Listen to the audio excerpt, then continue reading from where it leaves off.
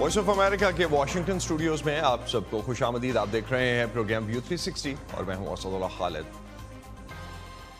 पाकिस्तान के चारों सूबों और वफाक में हुकूमतें बन चुकी हैं और शहबाज शरीफ वज़ीर आज़म मुंतखब हो चुके हैं, लेकिन ये सब इंतखाबात में धांधली और मैंडेट चोरी के जिन इल्ज़ामात के दरमियान हुआ, उस सब की बाज़गश्त अभी बाकी है। मुल्क में काबिल ज़िक्र अवामी मकबूलियत रखने वाली सियासी जमात PTI अपने मुक़य्यद लीडर इमरान खान की रहनुमाई में इंतखाबी नताइज और शहबाज शरीफ के इंतखाब को मुस्तरद कर चुकी है। और ये सब एक ऐसे वक्त में हो रहा है जब आबादी के लिहाज से दुनिया का 5वां बड़ा मुल्क पाकिस्तान सियासत, मईशत, तालीम और सिक्योरिटी समेत तकरीबन हर अहम शोबे में बहरान का शिकार है। ऐवान में अपनी पार्टी की अक्सरियत ना होने के बाद एक कोलिशन की मदद से हुकूमत बनाने में कामयाब होने वाले वज़ीर आज़म शहबाज शरीफ इन बहरानों से कैसे निपटेंगे? क्या अपने हुकूमती इत्तेहादियों की तरफ से उन्हें वो ताउन मिल सकेगा जो मुल्क को दरपेश बड़े मसाइल के हल के लिए नागुज़ीर है? यही जानने की कोशिश करेंगे आज के व्यू 360 में। पाकिस्तान और ख़त्ते में होने वाली डेवलपमेंट समेत दुनिया भर से अहम खबरें और उन पर तज्ज़िये आप हमारी वेबसाइट urduvoa.com पर पढ़ सकते हैं। इस्लामाबाद में आज क्या अहम डेवलपमेंट्स रहीं, उस पर बात करते हैं आसिम अली राना। इस वक्त हमें इस्लामाबाद से ज्वाइन कर रहे हैं। आसिम, वज़ीर आज़म ने हल्फ ले लिया, आज क्या फौरी तब्दीलियां आई हैं और काबीना के लिए कौन से नाम सामने हैं? जी असद, बिल्कुल इस वक्त वज़ीर आज़म शहबाज शरीफ जो है वो वहाँ पर अपने ओहदे का हलफ उठा चुके हैं बतौर वज़ीर आज़म, जिसके बाद उन्होंने अपनी जिम्मेदारियां संभाल ली हैं।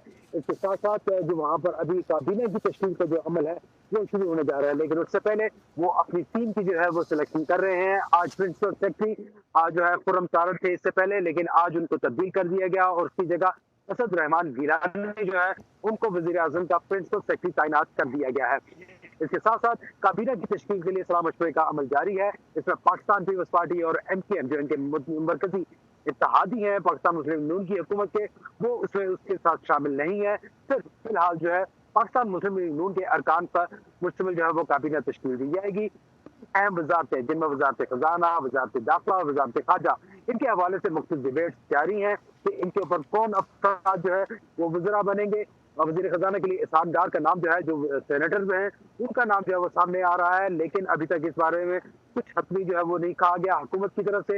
लेकिन जो कहा जा रहा है कि इन तमाम अहम वजारतों के लिए मुख्तलिफ नामों की और इनकी हतमी मंजूरी जो है वो साबिक वज़ीर आज़म नवाज शरीफ देंगे और साथ उनके शहबाज शरीफ जो है वो यहाँ पर अपनी टीम डिसाइड करेंगे। तो अभी ये मुश्किल मरहला जारी है जिसमें टीम डिसाइड होना बाकी है। तो आसिम, जो हमने जब से ये असेंबली का सेशन शुरू हुआ है तब से हम देख रहे हैं काफ़ी तल्ख माहौल है। पिछले 2 दिनों में भी हमने इसी की तकरीबन रिफ्लेक्शन देखी। बिलावल ने मुफाहमत की बात की है एक तरफ, क्या उस हवाले से क्या अपडेट्स हैं और क्या कहना है बाकी जमातों का? जी बिल्कुल असद, आप कह रहे हैं कि 2 सेशन जो हुए यहाँ पे असेंबली के, जिसमें से पहला जो सेशन था जिसमें स्पीकर का चुनाव होना था और उसके बाद वज़ीर आज़म का जो चुनाव होना था, उसमें जो था बहुत तल्ख माहौल जो है वो असेंबली के अंदर देखने में आया।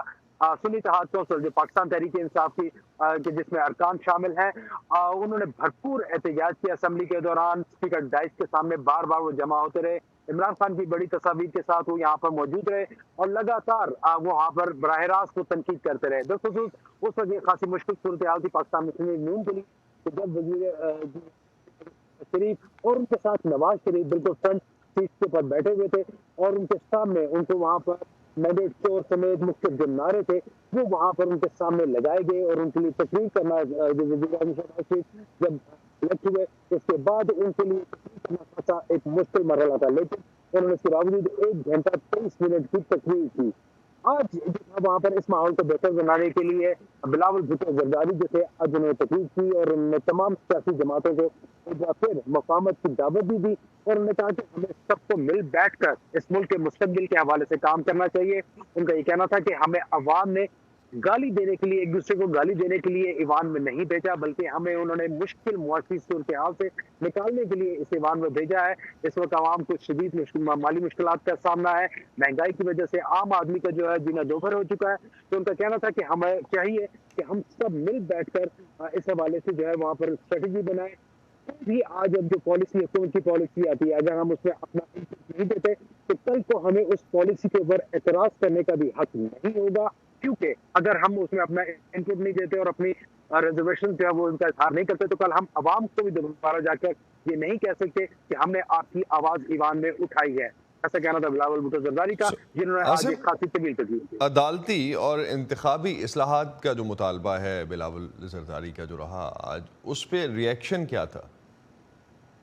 जी बिल्कुल, पाकिस्तान तहरीक इंसाफ के जो यहाँ पर है इस वक्त चेयरमैन बैरिस्टर गौहर अली खान और उनके समेत जो मुख्य अरकान थे, उन्होंने इस बात को कुछ टाइम करार दिया है और उन्होंने कहा कि बिल्कुल अदालती जो है वहाँ पर इसकी तहकीकात जो है बिल्कुल जो अभी धांधली हुई है उस हवाले से होनी चाहिए, और उनका कहना था कि हम इसमें भरपूर तौर पर उनके साथ हैं। लेकिन अभी तक हुकूमत की तरफ से ऐसा कोई वाज़ेह ऐलान नहीं किया गया कि इन धांधली के जो इल्ज़ामात हैं उनकी तहकीकात की जाए। कोई इस्लाहात जो है वहाँ पर अभी तक वो लाने के हवाले से कोई बातचीत जो है हुकूमत की तरफ से सामने नहीं आई, लेकिन इसको इज्तिमाई तौर पर अगर हम कहें तो मुख्तलिफ सियासी जमातों ने इन तमाम बातों को वेलकम किया है। आसिम, लास्ट पे अगर ये भी बताते चलें, आज की खबरों में हमने देखा कि कल रात को जो छापा पड़ा सदारती उम्मीदवार जो कि पीटीआई या उसके उनके जो सपोर्टेड कैंडिडेट्स हैं उनकी तरफ से हैं, महमूद खान अचकज़ई, उनकी रिहाइशगाह पे छापा पड़ा। तो अरकान असम्बली एक तरफ बिलावल भुट्टो की तकरीर सुन रहे हैं जिसमें वो मुफाहमत की बात कर रहे हैं और दूसरी तरफ ये छापा, तो क्या कहना है उनका? जी बिल्कुल, आज ये गुज़श्ता रात को ये कुंवारी रोड एक है कोयटा में, जहाँ पर बताया जा रहा है कि 2.5 कनाल सरकारी अराजी का मसला है। बताया जा रहा है कि महमूद खान अचकज़ई ने मुबैना तौर पर इस सरकारी ज़मीन के ऊपर कब्जा किया है और वहाँ पर एक मुसल्लह गार्ड बैठा हुआ था, जिसको कोयटा पुलिस और वहाँ की जो ज़िली इंतजामिया थी उन्होंने उस शख्स को गिरफ्तार किया और इस हवाले से ये तमाम कार्रवाई हुई। लेकिन जो पाकिस्तान तहरीक इंसाफ है उन्होंने इस हवाले से इल्ज़ाम आयद किया कि हमारे सदारती उम्मीदवार के घर पर जो है वो छापा मारा गया। बिलावल भुट्टो जरदारी ने आज जब तकरीर की तो उन्होंने इस बात की मजम्मत की और उन्होंने कहा कि महमूद खान अचकज़ई सदारती उम्मीदवार हैं, उनके साथ ऐसा होना बिल्कुल नामुनासिब है। लेकिन हुकूमती अरकान की तरफ से इस हवाले से कोई जवाब नहीं दिया गया। अलबत्ता हुकूमत से जो वहाँ पर उन्होंने डिप्टी कमिश्नर के जरिए जो प्रेस कॉन्फ्रेंस थी उसमें उन्होंने सरकारी अराजी पर कब्जे का इल्जाम महमूद खान अचकज़ई पर लगाया है। बहुत बहुत शुक्रिया आसिम, आप हमें अपडेट कर रहे थे इस्लामाबाद में जो पिछले 2 दिनों में डेवलपमेंट्स रही और ख़ास तौर पे काबीना के हवाले से काफ़ी अहम इस वक्त जो इतलात आ रही हैं कि IMF के साथ डील करने के लिए क्या मुआशी टीम बनेगी पाकिस्तान की, उस पर सारे तजज़ियाकार जो हैं वो नज़र रखे हुए हैं। शहबाज शरीफ पाकिस्तान के 24वें वज़ीर आज़म बने हैं। बिजनेसमैन से वज़ीर आला पंजाब और फिर 3 बार पंजाब की वज़ारत आला के बाद अब दूसरी बार पाकिस्तान के वज़ीर आज़म बनने के सफ़र की कहानी समन खान की रिपोर्ट से जानते हैं। 23 सितंबर 1951 में पाकिस्तान के शहर लाहौर में पैदा होने वाले मियां मोहम्मद शहबाज शरीफ ने पाकिस्तान के 24वें वज़ीर आज़म का मनसब संभाला है। शहबाज शरीफ के कारोबार का सफ़र Lahore chamber of commerce and industry की सदारत से 1985 में शुरू हुआ। 1988 में उन्होंने पहली बार रुकने पंजाब असम्बली बनकर फ़ौल सियासत में कदम रखा, लेकिन MPA की ये मुद्दत 1990 में असम्बलियाँ तहलील होने के साथ कबल अज़ वक्त ही ख़त्म हो गई। शहबाज शरीफ 1990 से 1993 के दौरान पाकिस्तान की कौमी असम्बली के रुकन मुंतखब हुए और फिर 1993 में रुकने पंजाब असम्बली मुंतखब होने के बाद 1996 तक अपोजिशन लीडर के तौर पर खिदमात सर अंजाम देते रहे।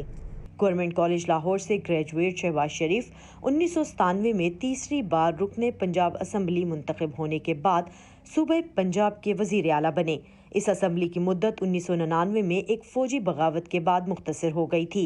मरकज़ और सूबे में शहबाज शरीफ की जमात मुस्लिम लीग नून का तख्ता उलटने के बाद उन्होंने कैदोबंद और जिला वतनी का भी सामना किया। 7 साल की जलावतनी के बाद वो 2007 में पाकिस्तान वापस तो आ गए, लेकिन इनके खिलाफ सन 1998 में लाहौर के इलाके सब्जाजार में मावराए अदालत कत्ल के एक वाक़ये में FIR दर्ज थी।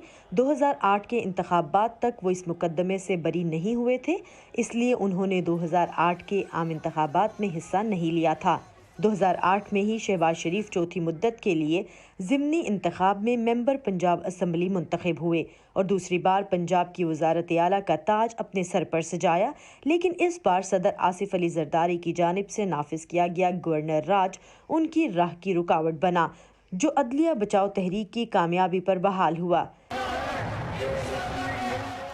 मई 2013 के इंतखाबात में उनकी जमात मुस्लिम लीग नून कामयाब हुई और सूबाई असम्बली की 3 नशिस्तों पर कामयाब होने के बाद शहबाज शरीफ मजमूई तौर पर तीसरी बार पंजाब के वजीर आला मुंतखब हुए। सूबे पंजाब में 3 अदवार में मजमूई तौर पर तकरीबन 13 साल सूबे के वजीर आला रहने वाले शहबाज शरीफ मेट्रो बस और ऑरेंज लाइन जैसे दीगर तरक्याती मंसूबों और ब्यूरोक्रेसी में सख्त फैसलों के बाइस मेहनती मुंतजिम के तौर पर भी मशहूर हैं। 2018 के इंतखाबात में शहबाज शरीफ अपनी कौमी असम्बली की नशिस्त बरकरार रखने का फैसला करते हुए सूबे से मरकज में मुंतकिल हुए और कायदे हिज़्ब इख्तलाफ की कुर्सी पर बिराजमान हुए। बतौर अपोजिशन लीडर उन्होंने हिज़्ब इख्तलाफ की दीगर जमातों के साथ मिलकर उस वक्त के वज़ीर आज़म इमरान खान के खिलाफ तहरीक अदम एतमाद चलाई। नतीजतन इमरान खान अपने ओहदे से मुस्ताफ़ी हुए, जिसके बाद ऐवान ने शहबाज शरीफ को पाकिस्तान का वज़ीर आज़म मुंतखब किया। साल 2024 के आम इंतखाबात में शहबाज शरीफ की जमात मुस्लिम लीग नून ने पीपल्स पार्टी के साथ मिलकर इत्तेहादी हुकूमत बनाई है और वो पाकिस्तान पीपल्स पार्टी, मुत्तहिदा कौमी मूवमेंट और दीगर जमातों की हमायत लेकर वज़ारत उज़्मा का कलमदान संभाल चुके हैं। पाकिस्तान में 8 फरवरी को होने वाले आम इंतखाबात के बाद नौमुंतखब पार्लियामान से पाकिस्तान मुस्लिम लीग नवाज़ के सदर शहबाज शरीफ वज़ीर आज़म मुंतखब हुए हैं। जैसा कि अभी हमने उनका प्रोफाइल भी देखा, जबकि नवाज़ लीग के कायद और 3 बार वज़ीर आज़म रहने वाले नवाज़ शरीफ बतौर रुकने कौमी असम्बली पार्लियामान में मौजूद होंगे। लेकिन आम इंतखाबात में पाकिस्तान पीपल्स पार्टी और दीगर सियासी जमातों के इल्हाक से बनने वाली हुकूमत के वज़ीर आज़म नवाज़ शरीफ क्यों नहीं हैं, ये जानने की कोशिश की नवीद नसीम ने। कहाँ से छेड़ूं फसाना, कहाँ तमाम करूं, वो मेरी तरफ देखें तो मैं सलाम करूं। अगर उनको सादा अक्सरियत मिलती तो वो वज़ीर आज़म बनते, चाहे वो थोड़ी सी देर के लिए बनते या पूरे 5 साल के लिए बनते, लेकिन मेरी राय में वो एक मैसेज ज़रूर देते इस्टेब्लिशमेंट को कि ये आप हमें रोकने की भी कोशिश करते हैं, हम दोबारा आके वज़ीर आज़म बनते हैं। लेकिन क्योंकि ये कोलिशन गवर्नमेंट बनने जा रही है और कोलिशन गवर्नमेंट को सियासी जमातें जो है, मेरी राय इसमें मुख्तलिफ है, वो उसको एक कमज़ोर हुकूमत समझते हैं, तो इसलिए मेरे ख़्याल से नवाज शरीफ साहब अब वज़ीर आज़म शायद ना बने। उनका सारा का सारा जो फोकस होगा इस बार वो होगा पंजाब। जो उन्होंने लड़ाइयाँ लड़ी उसके नतीजे में उन्होंने ये देखा कि जिस तरह की कोलिशन बनने जा रही है ये स्ट्रॉन्ग फैसले नहीं कर पाएगी, और फैसले नहीं कर पाएगी तो मसाइल हल नहीं होंगे, मसाइल हल नहीं होंगे तो गाली बनेगी। तो वो मेरे ख्याल से ज़हनी तौर पर वो गाली खाने के लिए आमादा नहीं है। उनका जो सबसे बड़ा प्रोजेक्ट था वो था प्रोजेक्ट मरियम नवाज़। मरियम नवाज़ को उन्होंने धकेल के भाई को उस तरफ, मरियम नवाज़ को उन्होंने पंजाब की चीफ मिनिस्टर बना दिया है। नवाज शरीफ का 2/3 प्रोजेक्ट तो अचीव हो गया। नवाज शरीफ साहब तो देखें 2/3 मेजॉरिटी लेके भी पिछली दफ़ा अपसेट थे कि मैं ऐसी इस्टेब्लिशमेंट के साथ काम नहीं कर सकता जो इंटिमिडेटिंग हो, जो उनके साथ काम ना करे। तो इस वीक गवर्नमेंट में तो वो उन्हें कंफर्टेबल नहीं होना था और वो इस तरह से काम नहीं कर सकते, उनको फ्री हैंड ना मिले। तो इस्टेब्लिशमेंट के कुछ लोगों का ख्याल ये है कि वो फिर आंखें दिखाने लगे थे। अच्छा, वो इसलिए इसके ऊपर अप्रीहेंसिव हैं कि 3 मरतबा ये पहले हो चुका है। तीनों मरतबा उन्होंने लड़ाइयाँ मोल ली। किन से? 3 चीफ ऑफ आर्मी स्टाफ से, 1 को घर भेजा, 3 chief justice of supreme court से। यानी जो पावर के बहुत बड़े कॉरिडोर्स हैं, जो पिलर्स हैं स्टेट के, उनके साथ आपने लड़ाई जब घर गए और किसी ने आपको दिलासा भी नहीं दिया। लिहाजा जब आपका लबो लहजा उन तक पहुंचा तो फिर उन्होंने कहा कि इनको कट टू साइज करें। इनको मकबूलियत से ज़्यादा कबूलियत का एक प्रॉब्लम नज़र आ रहा था, क्योंकि नवाज शरीफ साहब जो है वो एक रिस्क है इस्टेब्लिशमेंट के लिए, जो शहबाज शरीफ साहब के साथ नहीं है। शहबाज शरीफ साहब ने 16 माह की जो हुकूमत की है पीडीएम के साथ, उसमें उन्होंने साबित कर दिया है कि वो ये जो हाइब्रिड निज़ाम इस वक्त है मुल्क में, उसमें वो बड़े आसानी से, बड़े आराम से चल सकते हैं और उनको कोई एज सच कंसर्न्स नहीं है कि अगर हाइब्रिड निज़ाम को ज़्यादा मजबूत किया जाए। एस्टेब्लिशमेंट के अंदर 2 राय थी। कुछ लोग ये चाहते थे कि नवाज शरीफ आएँ और मजबूत हुकूमत बनाएं, कुछ लोग चाहते थे कि नहीं, एक स्प्लिट मैंडेट आना चाहिए और शहबाज शरीफ को प्राइम मिनिस्टर बनना चाहिए। شاید ایک اسکیم ایسی بنائی گئی ہو کہ مسلم لیگ نون کو اتنی سیٹیں نہ دی جائیں تاکہ ان کو سادہ اکثریت ملے اور وہ ایک مضبوط حکومت بنا سکیں. تو بالکل یہ ایک پاسبلٹی ہو سکتی ہے کہ مسلم لیگ نون کی حکومت کو اتنی زیادہ سیٹیں نہ دی جائیں کہ ایک مضبوط حکومت بنا سکیں اور کہ نواز شریف صاحب جو ہے وہ دوبارہ وزیر اعظم بن سکیں. اگر نواز شریف صاحب اتنا بڑا ہنرمند نہیں ہوتے تو یہ رزلٹ نہیں آتے جو آئے. ان کو لایا گیا اسپیشلی اس کے لیے. یہ اگر نہیں آتے تو نون لیگ کا ورکر جو ہے وہ باہر نکلنے کے لیے تیار نہیں تھا. دو باتیں طے ہیں. پارٹی نواز شریف کی ہے, ووٹ بینک نواز شریف کا ہے. nobody could change it. ابھی تک یہ چینج نہیں ہوا. نواز شریف کی عملی سیاست تو مجھے ایسے لگتا ہے کہ اب ایک صحت بھی نہیں ہے ان کی اور اتنا ایکٹیو بھی نہیں ہے. تو میرا خیال ہے کہ وہ بیٹھ کے پیچھے سے تو ظاہر ہے بیک سیٹ ڈرائیونگ تو کریں گے, ویژن تو دیں گے, لیکن شاید عملی طور پر وہ اب پرائم منسٹر یا کوئی ایسا عہدہ جو ایکٹیو ہو شاید وہ نہ لے. ہاں وہ پیچھے اپنی بیٹھ کی پارٹی کو, اپنے بھائی کو, اپنی بیٹی کو, فیملی کو ضرور گائیڈ کریں گے. پاکستان کی معاشی مشکلات پر ہم اکثر بات کرتے رہتے ہیں. اب جبکہ پاکستان میں نئی حکومتیں بن چکی صوبوں میں بھی اور وفاق میں بھی, کیا شریف خاندان کے سعودی عرب اور دوسرے عرب ممالک سے تعلقات کسی طرح سے پاکستان کو معاشی لحاظ سے مدد کر پائیں گے؟ یہی جاننے کے لیے میں نے بات کی Washington based think tank Middle East Institute کے پاکستان اور افغانستان اسٹڈیز کے ڈائریکٹر ڈاکٹر ماروین وائن سے, اور ان سے جاننے کی کوشش کی کہ شہباز شریف کے بطور وزیر اعظم پاکستان خارجی محاذ پر سب سے بڑے چیلنجز کیا ہوں گے, اور کیا شہباز شریف کی حکومت اپنی فورن پالیسی خود بنا اور چلا سکے گی.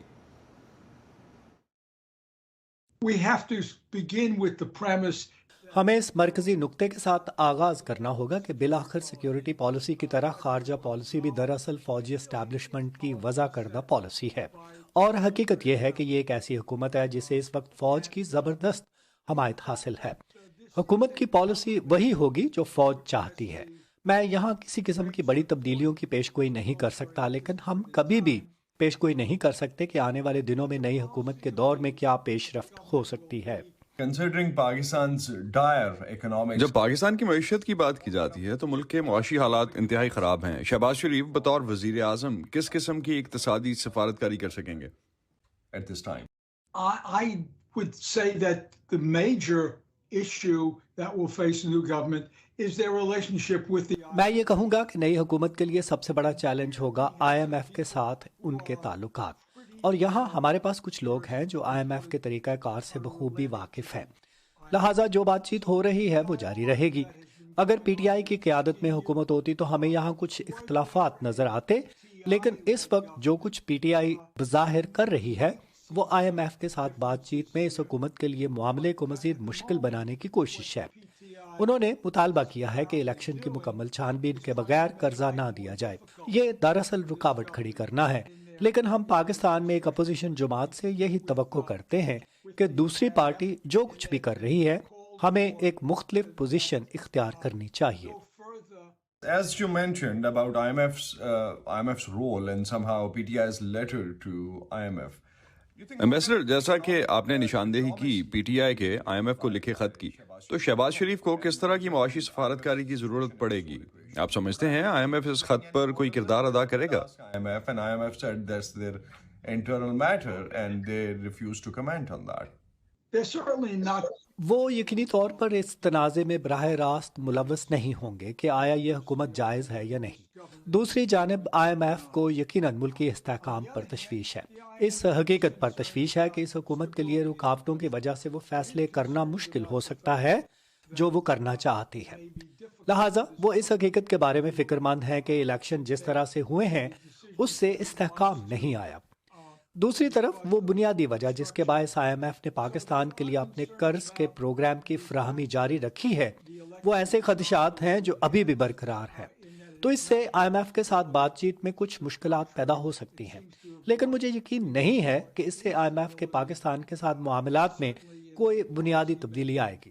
پاکستان کے مسائل بہت بڑے ہیں. So, Ambassador, when we look at Sharif family's relation with Saudis and Qataris, کیا شریف خاندان کے سعودی عرب اور قطر کے ساتھ تعلقات پاکستان کو اس معاشی بحران سے نکلنے میں مددگار ثابت ہو سکتے ہیں؟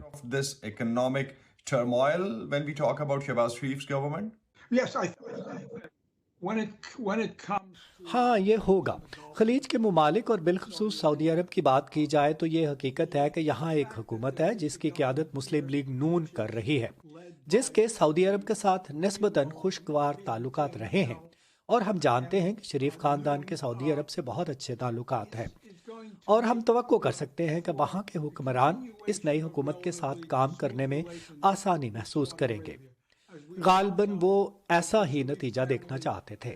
نئی حکومت سے مجھے توقع ہے کہ ہم اقتصادی طور پر کچھ نئے اقدامات کریں گے، لیکن نظام میں کوئی بنیادی تبدیلی لانا، معیشت کی تنظیمیں نو کرنا، یقیناً اس کی توقع نہیں کی جانی چاہیے.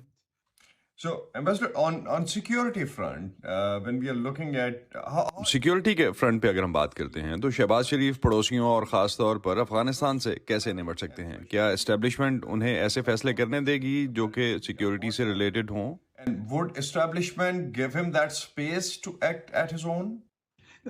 The military has made its position very clear that فوج نے اپنی پوزیشن بالکل واضح کر دی ہے کہ وہ ٹی ٹی پی اور افغانستان کو اس کے آپریشن کے اڈے کے طور پر استعمال کرنے کی ان کی مسلسل صلاحیت کے بارے میں سب سے زیادہ فکر مند ہے، اور خاص طور پر جنرل منیر نے اس پر انتہائی سخت موقف اختیار کیا ہے. تعلقات میں اس وقت تک کوئی بہتری نہیں آئے گی جب تک کہ کابل پاکستان کے مفادات کے لیے زیادہ سازگار ماحول پیدا نہیں کرتا. مجھے نہیں لگتا کہ اس میں بہت زیادہ تبدیلی آئے. دوسری طرف دونوں ممالک کے درمیان تعلقات کتنے خراب ہوں گے اس کی واقعتاً کچھ حدود ہے. دونوں میں سے کوئی بھی ملک اس بات کا متحمل نہیں ہو سکتا کہ یہ واقعی ایک متنازع سرحد بن جائے. دوسری طرف کابل میں حکومت کے ساتھ فوج کی ناخوشی بہت واضح ہے اور وہ اسے جاری رکھیں گے، اور میرے خیال میں بہتری کے لیے یہاں گنجائش کم ہے. اس وقت کابل حکومت نے یہ بات بالکل واضح کر دی ہے کہ وہ پاکستان کی باتوں کو سن رہی ہے، لیکن اس وقت وہ اپنے دوستوں سے منہ موڑنے والی نہیں ہے، یعنی ٹی ٹی پی سے، جو کہ گزشتہ 20 سالوں میں ان کی وفادار شراکت دار رہی ہے. لہٰذا حکومت اس معاملے میں فوج کو آگے رکھے گی. اب بھارت مختلف رخ پیش کرے گا، اور یہاں ہمیں جو دیکھنے کو ملے گا وہ یہ ہے کہ نواز شریف کی حکومت ماضی میں جو کچھ کرتی رہی ہے اسے دہرائے گی، یعنی وہ نئی دہلی سے روابط قائم کرے گی. شریف ہمیشہ مزید بات چیت کے خواہش مند اور بھارت کے موقف پر کسی حد تک نرم رویہ اختیار کرنے پر آمادہ رہے ہیں. ہم نے حال ہی میں جنرل منیر سے جو کچھ سنا ہے وہ بھارت کے خلاف سخت گیر پالیسی کا اعادہ ہے، اور اسی طرح اس مسئلے پر ہم دونوں کے درمیان کچھ اختلافات دیکھ سکتے ہیں. معاشی فرنٹ پہ بھی ایس آئی ایف سی کے بارے میں کہا جا رہا ہے کہ وہ شاید کچھ متحرک کر سکے پاکستان میں انویسٹمنٹس کے حوالے سے. جو سازگار فضا ہے وہ شاید بن سکے، لیکن اس پہ کرٹیسزم بھی آن دا ادر سائڈ کافی حد تک جاری ہے. اس کے علاوہ آئی ایم ایف کی ریکمنڈیشنز کے حوالے سے اگر ہم معاشی فرنٹ پہ بات کرتے ہیں تو بات کی جا رہی ہے کہ ٹیکس کے حوالے سے ٹیکس اصلاحات لانے کی بات کی جا رہی ہے آئی ایم ایف کی طرف سے، جو کہ ایف بی آر کو ریکمینڈ کی گئی ہیں چیزیں، جس میں 18% کا G S T across the board اگر ہوتا ہے تو اس سے کیا امپیکٹ آئے گا، that still has to be seen. اس پہ ہم اپنا انالیسز آنے والے شوز میں رکھیں گے. لیکن 1.3% آف جی ڈی پی جو کہ تقریباً 1300 ارب روپے کے لگ بھگ ایک اماؤنٹ بنتی ہے، وہ شاید پاکستان کے ٹیکس سسٹم میں جنریٹ کرنے کی گنجائش ابھی باقی ہے، یہ ماننا ہے آئی ایم ایف کا. اسی پہ ختم کرتے ہیں آج کا شو. اسٹے سیف، اور پاکستان اور خطے سمیت دنیا بھر کی اہم خبروں اور دلچسپ معلومات کے لیے آپ آ سکتے ہیں ہماری ویب سائٹ urdu.voa.com پر. یہ سارا کانٹینٹ آپ کو ہمارے سوشل میڈیا پلیٹ فارمز پر بھی ملے گا. اب تک کے لیے اتنا ہی. اسد اللہ خالد کو اجازت دیجیے. خدا حافظ.